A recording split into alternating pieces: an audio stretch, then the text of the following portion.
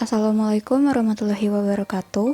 Perkenalkan, saya Difti Syalsabila Ridvinanda dari kelas 12 MIPA 3 absen 10 SMAN 2 Depok akan melaporkan hasil praktikum faktor korosi pada paku.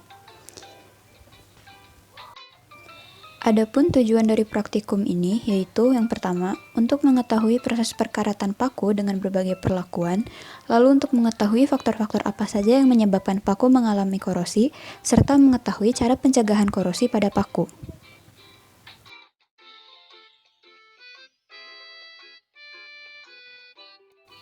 Apa itu korosi? Korosi adalah proses perusakan benda berbahan logam karena pengaruh lingkungan.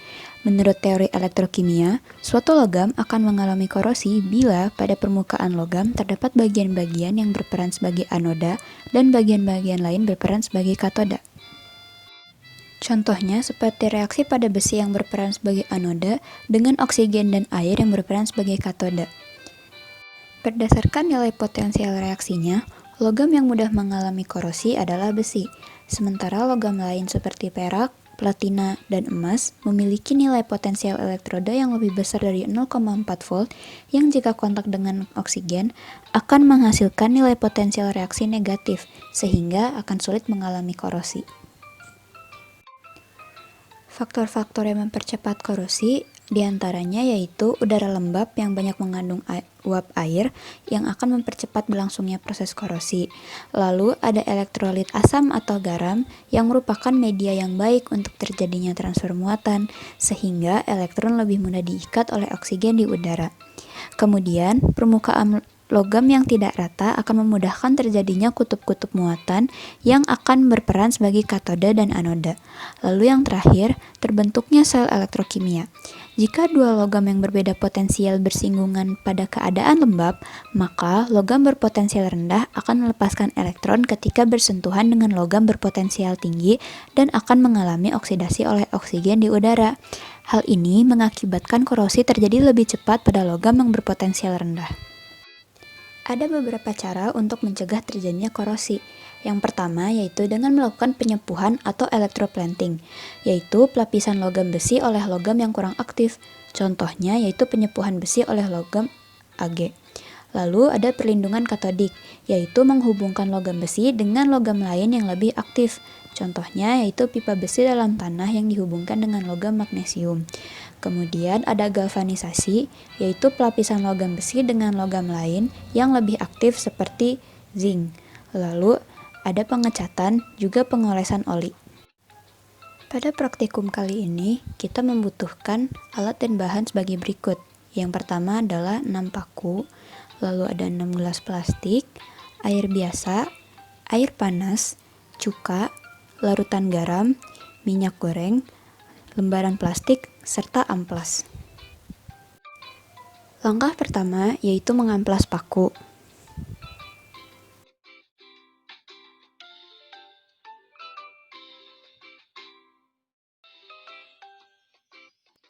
Lalu, namai setiap gelas plastik dengan huruf seperti A, B, C, D, E, dan F menggunakan spidol. Kemudian, masukkan paku pada masing-masing gelas dengan setiap gelas berisi 1 paku. Masukkan air biasa pada gelas A, air panas pada gelas B, cuka pada gelas C, larutan garam pada gelas D, minyak goreng pada gelas E, dan biarkan gelas F hanya berisi paku. Tutup masing-masing gelas plastik dengan lembaran plastik dan karet. Amati dan catat perubahan yang terjadi selama 3 hari. Hasil dari pengamatan selama 3 hari dapat dilihat dari data pengamatan beserta foto sebagai berikut. Pada gelas A yang berisi air biasa, paku mengalami perkaratan sejak hari pertama dan menjadi cukup berkarat hingga hari ketiga. Hal yang sama terjadi pada paku di gelas B yang berisi air panas dan gelas C yang berisi cuka, tetapi pada hari ketiga paku menjadi sangat berkarat. Sementara itu, pada paku gelas D yang berisi larutan garam mengalami laju perkaratan yang sangat cepat sejak hari pertama yang cukup berkarat, lalu diikuti pada hari kedua dan ketiga yang menunjukkan paku sangat berkarat. Paku pada gelas yang berisi minyak goreng baru mengalami korosi pada hari ketiga. Itu pun hanya sedikit berkarat. Paku terakhir pada gelas F yang kosong tidak mengalami korosi sama sekali. Hasil pengamatan sesuai dengan teori, di mana suhu dan elektrolit atau asam dan basa mempengaruhi laju korosi. Semakin tinggi suhu dan tingkat keasaman larutan, maka semakin mudah elektron diikat oleh oksigen sehingga korosi terjadi semakin cepat.